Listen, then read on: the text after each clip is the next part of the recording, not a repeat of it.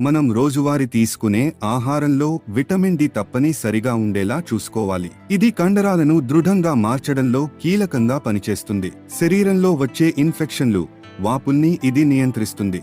Note: ఇందులోని అంశాలు కేవలం అవగాహన కోసం మాత్రమే. ఆరోగ్య నిపుణుల సలహాల మేరకు అందించడం జరుగుతుంది.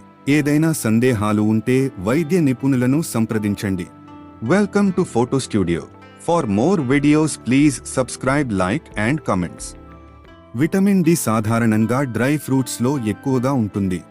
చాలా వరకు మనం తినే ఆహారాలలో విటమిన్ డి కాస్త తక్కువగానే ఉంటుంది. దీనిని పొందాలంటే మనం రోజువారీ తీసుకునే ఆహారంలో విటమిన్ డి తప్పనిసరిగా ఉండేలా చూసుకోవాలి. ఇది కండరాలను దృఢంగా మార్చడంలో కీలకంగా పనిచేస్తుంది.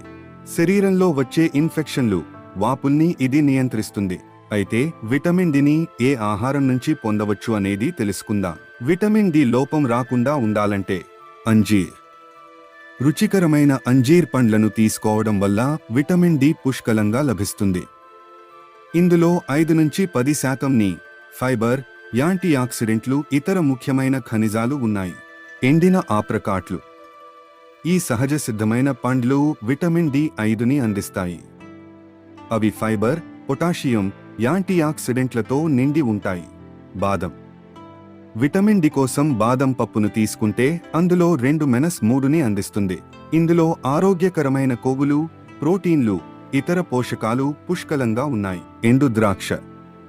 ఎండిన ద్రాక్షలో విటమిన్ డి సుమారు 1-2% డివి లభిస్తుంది. ఇందులో ఉన్న ఇనుము, ఫైబర్ శరీరంలో శక్తికి మూలం. ఎండిన బెర్రీస్. ఇందులో 1% డివి 1% కంటే తక్కువ ఉన్నప్పటికీ ఇది జీర్ణక్రియకు మద్దతు ఇస్తుంది. అలాగే ఇందులో పొటాషియం, విటమిన్ కే ఎక్కువగా ఉన్నాయి. డ్రై ఫ్రూట్స్ మొత్తం విటమిన్ డి అందించేందుకు తోడ్పడతాయి. కాకపోతే సూర్యరశ్మితో విటమిన్ డి అందకపోతే ఆహారంతో పొందాలంటే మాత్రం డ్రై ఫ్రూట్స్ కాకుండా కొవ్వు చేపలు, గుడ్లు, పాల ఉత్పత్తులు, కొన్ని తృణధాన్యాలు తీసుకోవాలి.